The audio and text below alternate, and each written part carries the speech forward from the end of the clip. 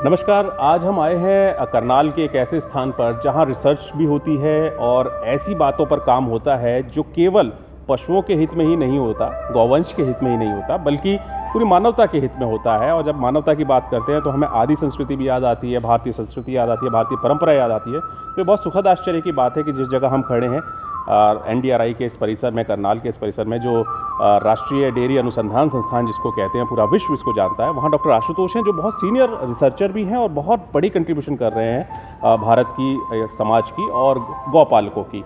तो इस बार जो उन्होंने एक उदाहरण प्रस्तुत किया है वो अपने आप में इसलिए अद्भुत है कि उसका सीधा कनेक्ट बनता है हमारी संस्कृति से। इन गायों को एक म्यूज़िक थेरेपी के माध्यम से वो स्ट्रेस फ्री कर रहे हैं, तनाव मुक्त कर रहे हैं। तो आइए डॉक्टर साहब से जानते हैं उनके अपने शब्दों में कि इस प्रोजेक्ट को किस तरह से उन्होंने कंसीव किया और आप किस तरह से उसे आगे बढ़ा रहे हैं, क्या रिजल्ट आ रहे हैं डॉक्टर साहब? ये प्रोजेक्ट जो हमारा है वो जलवायु परिवर्तन से संबंधित है कि जलवायु परिवर्तन का पशुधन के ऊपर क्या प्रभाव रहेगा।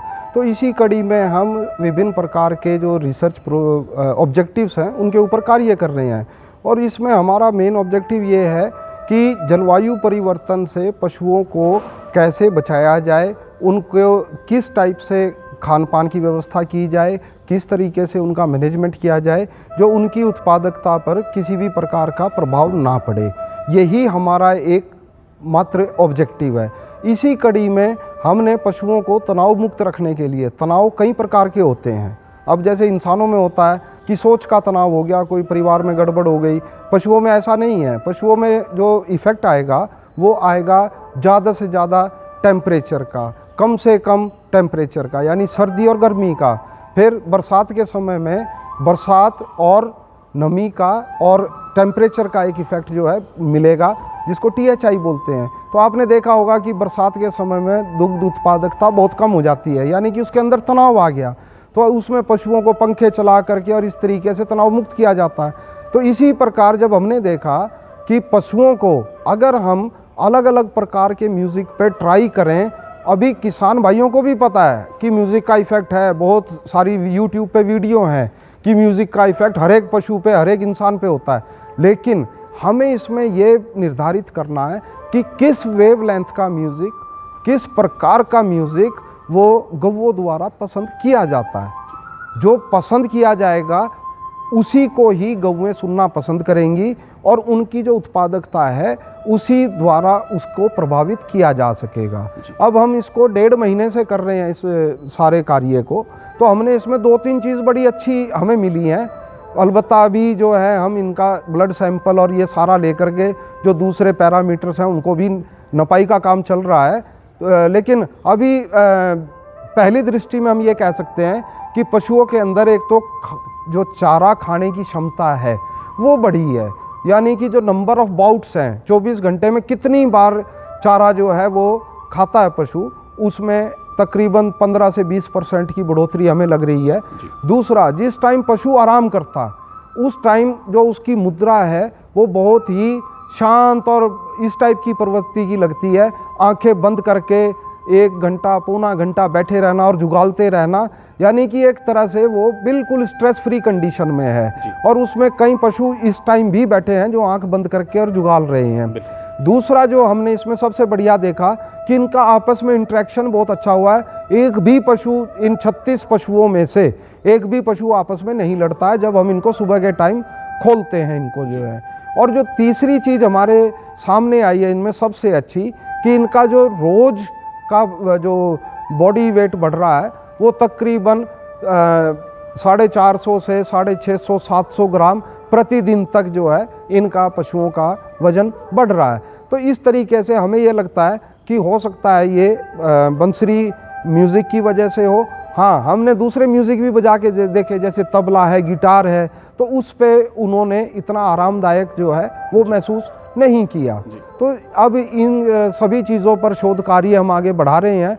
इनके सबके जो ब्लड पैरामीटर्स हैं, हार्मोन पैरामीटर्स हैं, फिजियोलॉजिकल पैरामीटर्स हैं, उनको एक तरह से एनालाइज करके तभी हम किसान भाइयों को कुछ बता पाएंगे। लेकिन प्रथम दृष्टया हमें इसका काफ़ी सूदिंग इफ़ेक्ट जो है तनाव मुक्त करने में लग रहा है। तो ये जलवायु परिवर्तन के साथ साथ ये भी एक छोटा सा उपाय जो है ये हम अपना सकते हैं ताकि पशु तनाव मुक्त रहे। डॉक्टर साहब, एक चीज़ मैं कैमरामैन से कहूँगा कि वो दिखाएं भी कि किस तरह से ये पशु इस समय आनंद ले रहे हैं। और एक चीज़ मुझे लगता है कि जो आपसे जाननी चाहिए, इस संगीत को आपने बताया जैसे ये फ्लूट है, और निश्चित रूप से इसके साथ आहारचर्या का भी कहीं ना कहीं बड़ा महत्वपूर्ण रोल है, क्योंकि इनकी प्रोडक्शन और फिर ये जब गाभिन होती हैं इनको आगे भी इनको करना पड़ता है। क्या उसमें भी इससे फ़ायदा मिलेगा? इसमें ज़रूर मिलेगा, इसमें फ़ायदा, क्योंकि हम ये कहते हैं कि अगर आपने बछड़ी या कटड़ी या कोई भी बच्चा है, मादा बच्चा, उसकी सेवा की है, सेवा करने का मतलब ये है कि उसका ग्रोथ रेट, उसको कोई बीमारी ना आए, किसी प्रकार का कोई भी उसके ऊपर स्ट्रेस ना रहे, तो जाहिर सी बात है कि वो अपना बॉडी वेट जल्दी लेगी और जल्दी ही वो गर्भाधान करेगी। तो उससे क्या है, एक तो आपका समय बच गया, मैन पावर बच गई, चारा बच गया, पैसा बच गया, और एक जो ब्यात है वो आपके यहाँ फालतू देगी।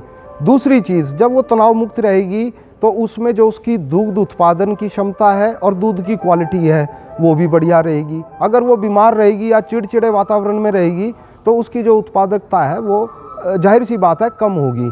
तो अभी जो हम ये शोध कार्य कर रहे हैं ये बछड़ियों के ऊपर कर रहे हैं, जो हमारी तकरीबन 20 महीने तक की आयु की ये बछड़ियाँ हैं, और इसमें अलग अलग एज ग्रुप हैं। तो इस एज ग्रुप के हिसाब से जब हम कार्य कर रहे हैं तो हर एज ग्रुप पे हमें अच्छा महसूस हो रहा है। और अभी हमारी जो है 19 महीने की 2-3 बछड़ियाँ हैं जिन्होंने अभी हमें पहली हीट जो है वो शो की है, और 1-2 हीट और मिस करके जब उनकी बच्चादानी जो है इस लायक हो जाएगी तो हम उनको गर्भाधान करवा देंगे। आहारचर्या के बारे में थोड़ा और जानना चाहूँगा। इसमें आहारचर्या में हम कुछ अलग से नहीं दे रहे हैं। एक तो मिनरल मिक्सचर हमने जो है वो जैसा कि अलग से हमें देने की ज़रूरत नहीं है, हमारे पशु आहार में ही मिक्स है, और पूरे कैटल यार्ड के जो पशु हैं उनके लिए ये आहार जो है वो उपलब्ध रहता है और उसी में से हम लेते हैं। बाकी भूसा है और हरा चारा है जो सीजन के हिसाब से हमें मिलता है। इस टाइम हमारा जई और बरसीम और भूसे का चल रहा है, और आगे जो है मक्की, ज्वार, इस टाइप से भूसे के साथ मिक्स करके दाना और मिनरल मिक्सचर के साथ मिक्स करके हम देंगे। तो संस्थान में जिस तरह से मैं देखता हूँ कि एक टीम वर्क का एक बड़ा आदर्श उदाहरण है, और जो निदेशक हैं डॉक्टर मनमोहन सिंह चौहान पहले भी बहुत सारी क्लोनिंग में और बहुत सारी चीज़ों में कार्य कर चुके हैं, उनका किस तरह से हमें सहयोग मिल रहा है, मार्गदर्शन मिल रहा है, और किस तरह से आपका ये शुरुआत जो है ये हमारे निदेशक महोदय के अनुसार ही हमने शुरू किया, और वो हमेशा कभी सुबह कभी दोपहर कभी शाम को वो इस परियोजना में बहुत ज़्यादा उनका जो है वो इंटरेस्ट है। और वो यहाँ स्टाफ है या नहीं है, ऑफ टाइम में भी वो एक चक्कर जो है वो यदा कदा इसमें ज़रूर लगाते हैं, और हमेशा जो है वो अपडेट रहते हैं कि आज क्या हुआ, आज कैसे चला। तो उनका हमें इस मामले में वो काफ़ी जो है सहयोग मिल रहा है। और सहयोग के साथ साथ, सहयोग तो अलग चीज़ है, सहयोग के साथ साथ जो उनका एक पर्सनल इंटरेस्ट है वो काबिल तारीफ़ है, और उसकी वजह से हमें भी लगता है कि हम कुछ और नया करके संस्थान के लिए दिखाएं उनको। आखिरी सवाल, उन फार्मर्स को क्या कहना चाहेंगे, उन पशुपालकों को क्या कहना चाहेंगे जो स्ट्रेस मैनेजमेंट पर इतना ध्यान नहीं देते हैं, वो अनावश्यक रूप से जल्द ग्रोथ लेने के लिए या गर्भ लेने के लिए वो कर देते हैं, उनको कुछ कहना चाहेंगे? इसमें जो हम अडॉप्टेड विलेजेस हैं हमारे परियोजना के तहत, और इससे पहले इस परियोजना में जो कार्य हुआ है उसमें हमने ये देखा है सर्वे के दौरान में, आजकल परिवारों के पास जगह तो है नहीं, घर जो है वो बट चुके हैं। तो जो बढ़िया बढ़िया दुधारू पशु हैं उनको उन्होंने बाहर गलियों में बांधा हुआ है, और वो पशु जो है वो हाइजीनिक कंडीशन में नहीं रहते। अलबत्ता पशु की नस्ल और दूध देने की क्षमता बहुत अच्छी है, लेकिन उसमें किसान भी मजबूर है क्योंकि उसके बेचारे के पास खुद रहने के लिए जगह नहीं है। तो ऐसी अवस्था में भी अगर वो पशु जो है 10 से 15 लीटर दूध रोज़ दे करके किसान की आजीविका चला रहा है, तो अगर किसान भाई उस पर थोड़ा सा ध्यान दें, उसके खान पान पे, रहन सहन पे, जैसे गली में बांधा हुआ है, जगह नहीं है तो मजबूरी है, तो उसमें रबड़ का मैट अगर वो उसके नीचे बिछा दें तो पशु को साफ़ सुथरी जगह बैठने के लिए मिल जाएगी।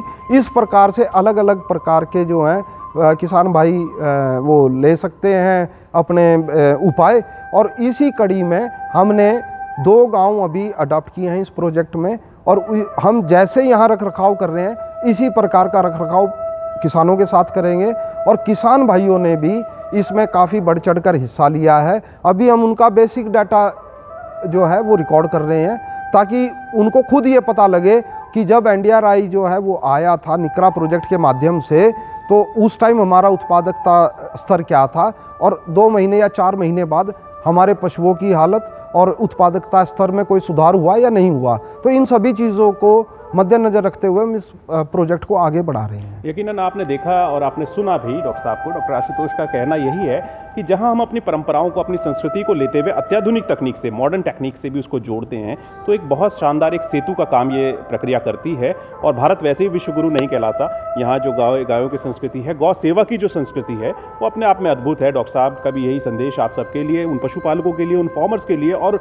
उन आम लोगों के लिए भी जो प्रतिदिन दूध या दूध से बने पदार्थों का सेवन करते हैं, कि वो इस पशुधन को, जिसको वाकई में पशुधन कहा जाता है, लाइव स्टॉक कहा जाता है, उसकी अहमियत को भी समझें और सेवा में अपना अधिक से अधिक समय दें, ताकि जैसा अन्न और वैसा मन, वो जो बात कही गई है, वो यहाँ इस पदार्थ पर भी, इस दुग्ध पदार्थ पर और इससे बड़ी चीज़ों पर भी लागू होता है। तो बहुत बहुत शुभकामनाएं डॉक्टर साहब आपको इस प्रोजेक्ट के लिए। मुझे लगता है कि आने वाले समय में ये पूरे विश्व के लिए एक उदाहरण बनेगा और इसके लिए आपको वंस अगेन दैनिक जागरण परिवार की ओर से बहुत बहुत शुभकामनाएं। आप देखते रहिए दैनिक जागरण का ये फेसबुक पेज। हम फिर मिलेंगे किसी नई शख्सियत के साथ। Thank you so much.